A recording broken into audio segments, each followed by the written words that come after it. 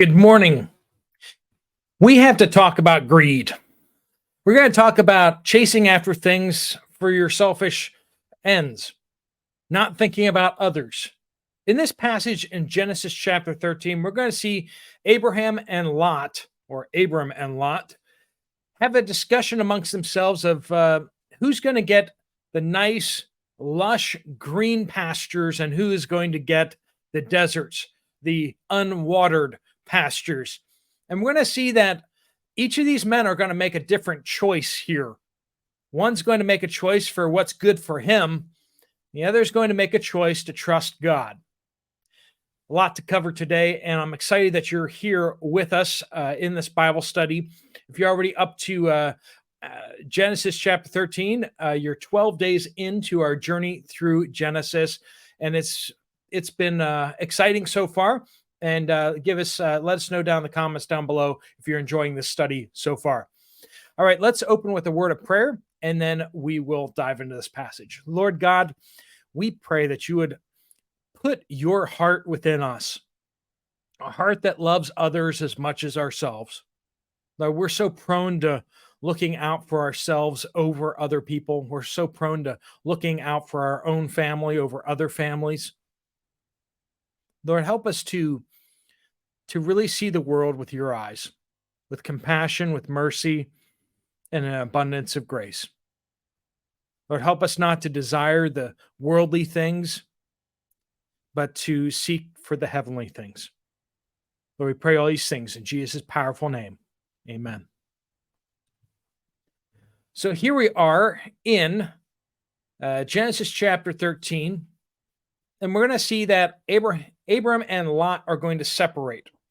First, we're going to see kind of why they separate, and then we're going to see kind of how this kind of comes about. So Abram went up from Egypt. Thank goodness he's out of Egypt, right? It's not where he's supposed to be. He's supposed to be in the land of Canaan. He went to the Negev. Now that's in the land. That's right. He, his wife, and all he had, and Lot with him. So Abram was very rich in livestock, silver and gold.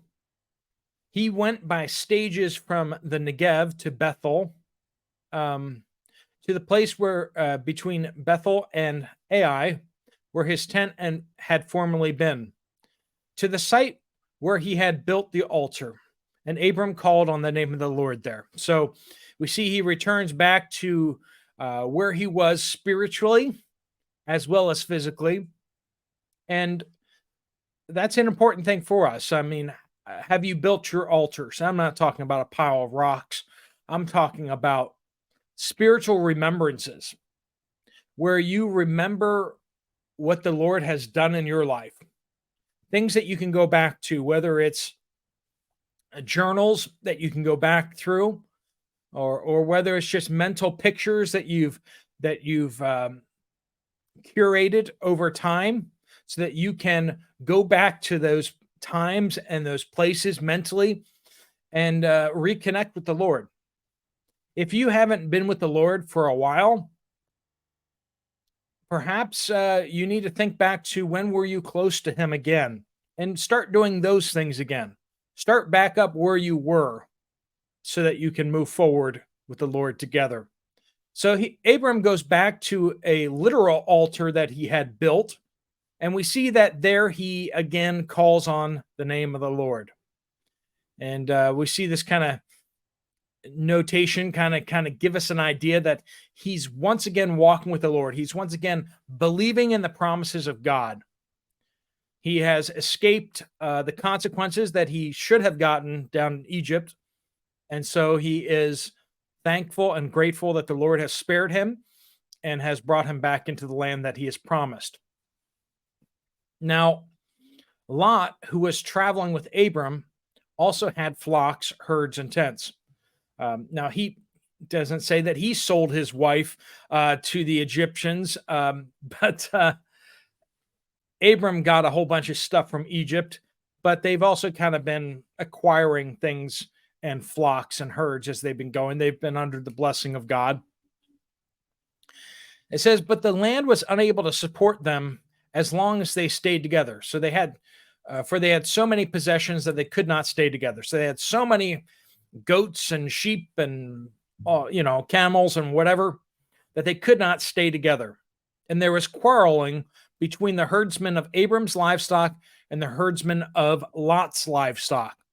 At that time, the Canaanites and the Perizzites were living in the land. So they're kind of having to go around the Canaanites and the Perizzites, but then they also had to kind of deal with the fact that their herdsmen were kind of competing with each other for water and competing with each other for prime spots to graze in. One of the herdsmen may have said, well, this land over here, let's let that regrow before we go and graze that again. And just before it was ready for grazing, the other guy's livestock herdsmen went and grazed their cattle on it. And you can just imagine how frustrating that would be, especially when you're in a land that's relatively desolate, that they don't have a lot of grass, they don't have a lot of water that they're really dealing with. And so they're competing for these resources. And Abram kind of gets the idea that, this isn't good. This is going to put strain between Abram and Lot because the herdsmen are kind of squabbling and fighting. So Abram said to Lot, please, let's not have quarreling between you and me or between your herdsmen and my herdsmen, since we are relatives. Isn't the whole land before you? Separate from me. If you go to the left, I will go to the right. If you go to the right, I will go to the left. Now, Lot had left the land of his homeland, right, in order to follow Abram.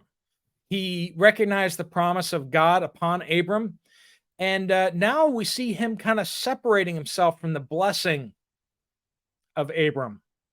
Now, we're going to see that Lot is going to be called righteous, but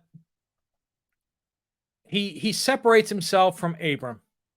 And I guess part of that is God's purpose to make sure that it is clear that the blessing of God is on Abram and not on his whole extended family. And we just know that that is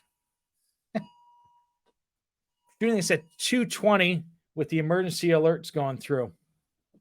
So sorry about that. And so Abram separates from Lot, and Lot agrees to go. He doesn't want to be associated with Abram in the sense of that they're fighting for resources, but he also does separate himself from the blessing. So we also have the fact that when they start separating, Abram decides not for the best for himself, but rather he gives Lot the choice of where is good to go. As we see, the two places that he's showing are not equal. Lot looked out and saw that the entire plain of the Jordan as far as Zoar was well watered everywhere, like the Lord's garden in the land of Egypt. This was before the Lord destroyed Sodom and Gomorrah. So Lot chose the entire plain of the Jordan for himself. Then Lot journeyed eastward and then they separated from each other. Abram lived in the land of Canaan, but Lot lived in the cities on the plain and set up his tent near Sodom. Now, the men of Sodom were evil, sinning immensely against the Lord. Now, it's hard for us nowadays not to hear the words Sodom and Gomorrah and not immediately know that they were not good people. They were violent, evil, and committing all sorts of evil before the Lord. So Lot chooses the nice green pastures with lots of water, but also near the evil, wicked cities. And we see that he's in some ways drawn to this because next time we see him, he's going to actually be in the city. He's setting up his tent near Sodom, and next time we see him, he will be in Sodom. Does he not see the evil? Of course, he sees the evil. He makes reference repeatedly about the evil. next time we see him, not to get too much into that story. But he very much recognized the evil, and yet he still moved close to it. He moved away from the blessing of Abram and the protection of Abram, and he moved towards the evil and corruption of Sodom. Why did he do that? Well, one, we're told that he liked the green grass and he liked the water. That was going to make his animals very, very happy. And why did he move into the city? Well, it's more convenient, isn't it? We all know that cities are more convenient than out in the country. And so there's more comforts. There's more creature comforts, right? There's more money to be made in the cities too. And so he moves into the city. He moves to the area around the city for all the wealth that he can acquire for himself. And he also separates from Abram and gives Abram the bad ground, the bad places. They don't talk about working together. They just kind of separate. They just go each their own ways. They don't both decide to stay away from the cities. They could have made some other arrangements, right? They could have stayed in the semi-green highlands around that area. I mean, there's room for more than just two herdsmen, right? But they don't do that. Abram goes up into the country, and you can kind of almost get the sense that Abram kind of knew that was the choices that was going to be made. And so when he presented the choices of the green grassy area around Sodom and Gomorrah or the highlands that don't have as much grass, he kind of realized what he was kind of choosing for himself. But you kind of get the sense that Abram just doesn't want to have anything to do with these people. We're going to see that later, that he's going to more explicitly say that to the kings of Sodom and Gomorrah. He's going to interact with them, and he's going to be like, listen, I don't want you guys to have any sway over me at all. I don't want you guys to be able to say that you made me who I am. So I don't want your stuff. He's going to refuse to deal and trade, even when it's kind of his due with them. But we don't see that with Lot. Lot's all about just getting in close and doing business and making as much money off he can off of the Sodom and Gomorrahites. So that leads us to the question about what about us?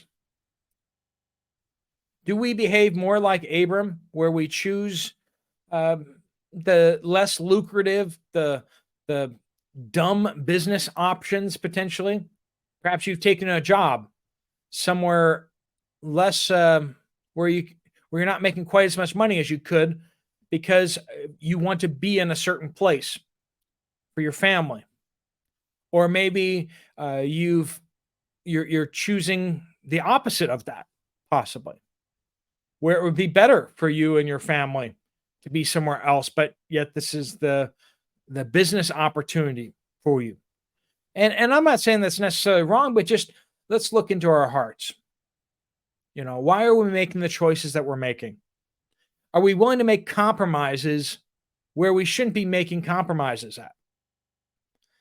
Because leave us to our own business, we will compromise on all sorts of things. Sure, you might compromise on different things than me, and then you can look down your judgy nose at me. Or I could look down my judgy nose at you if you're compromising in another area that I would never think about compromising. Perhaps compromise comes in the form of entertainment that you watch. Perhaps compromise comes in the business dealings that you have. Perhaps compromise comes in the conversations that you have and the people that you interact with that maybe are not good people to be interacting with. Now, I'm not saying you should be like picking people to choose as good or bad people, but what I'm saying is we each we choose our friends, and some friends make us better people. They lead us towards God and the things of God, and and righteousness, and others kind of drag us down. You know what I mean? Some people, they just are full of, whether it's gossip or whatever wickedness that they are all about. And while we may not jump into it, they do kind of softly pull us as we go along. They help us to cross lines that we never intended to cross. So, what aspects of your life have you sought the easy way, the more comfortable way, the more convenient way? Maybe something that was exciting or lucrative. What have you done that is compromising? Now, we've all compromised. Let's be honest, right? We've all compromised in certain areas of our lives. And so I think it's good for us to take a look at ourselves, an honest look at ourselves, and say, where have I compromised and where shouldn't I have compromised? And that's a good question for us. So pray about that as we get ready to pray together. And think on that over the next day or so today.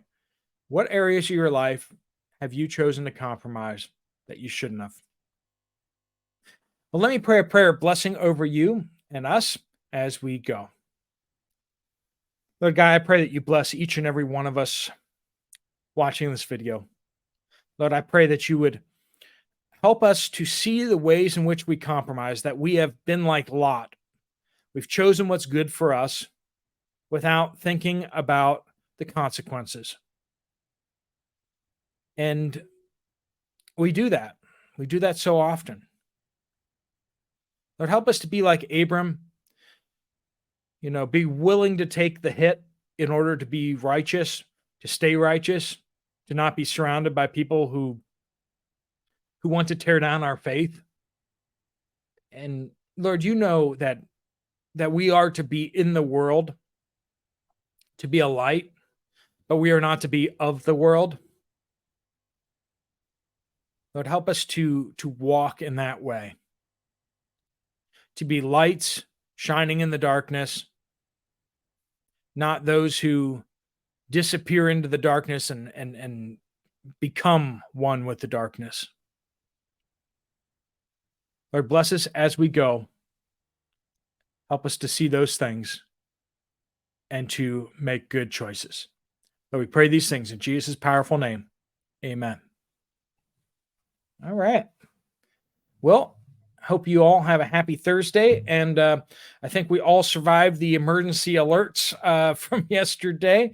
And some people didn't think we would.